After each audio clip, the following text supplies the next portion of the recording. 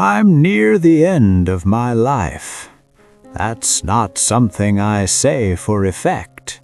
It's just where I am now. I'm 84 years old. Some mornings I wake up surprised I did. Other mornings I wake up tired of being surprised. Time feels different when you know there isn't much of it left. It doesn't rush anymore. It just sits there, waiting, like it's always been, only now I can see it clearly. I spend most of my days alone, not in a dramatic way, just quietly, the kind of alone that doesn't announce itself. A chair by the window, a cup of tea that goes cold before I remember to drink it, the sound of the clock doing its job. When you reach this age, people assume you're full of wisdom, like it all comes together at the end, like there's some neat lesson waiting to be shared. The truth is simpler than that. I got a lot of things wrong. And the worst part is, none of it felt wrong at the time. When I was younger, I thought life was something that would start later, after I worked hard enough, after things settled down, after I earned the right to enjoy it. In my 20s, I was proud of how busy I was, proud of how tired I felt. I wore exhaustion like proof that I mattered. If I came home late, I told myself it was for a good reason. If I missed something, I told myself I'd make it up later. Later became my favorite word. I wasn't cruel. I wasn't reckless. I didn't throw my life away in one big mistake. That's not how it happens for most people. It happens quietly, one evening at a time, one postponed conversation, one moment you mean to return to, but don't. I believed being responsible meant always choosing work over everything else. I believed showing up meant paying the bills and keeping things running. I believed love was understood, even if it wasn't spoken. I was wrong about that. At home, I was often distracted, not absent, just distant, sitting in the same room but thinking about something else, nodding along while my mind was already planning tomorrow. I didn't notice how often silence filled the spaces where words should have been.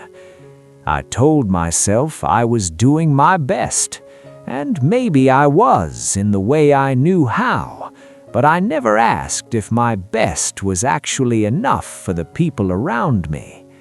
I assumed there would be time to fix things, time to apologize properly, time to listen more carefully, time to slow down and really be there. Time felt endless back then, not because I thought about it, but because I didn't. Years went by faster than I expected. They always do. One day you're building your life, and the next day you're looking back at it, trying to remember when it slipped past you. There were moments I could have chosen differently. Small moments. They didn't look important at the time. A phone call I didn't return because I was tired. A weekend I worked through instead of resting with someone I loved. A conversation I avoided because it felt uncomfortable. None of these things felt like turning points, but they add up. They always add up. I chased stability thinking it would bring peace. I chased approval thinking it would bring confidence. I chased productivity thinking it would bring meaning. What I didn't realize was that I was slowly trading presence for progress. And progress is a poor companion in old age. The people I thought would always be there slowly faded into memories. Not because of arguments, not because of betrayal, just distance, time, lives moving in different directions.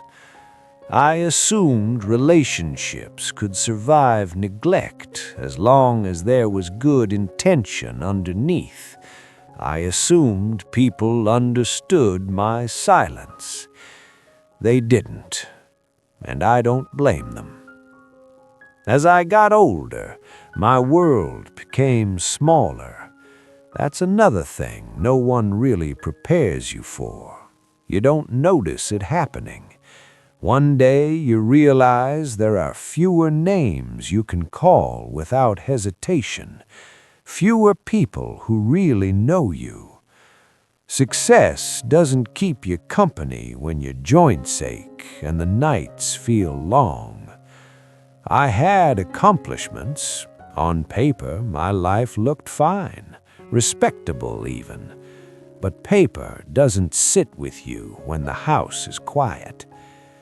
There was a moment later in life when I finally saw things clearly. Not all at once, more like a slow ache of understanding. It came after a loss.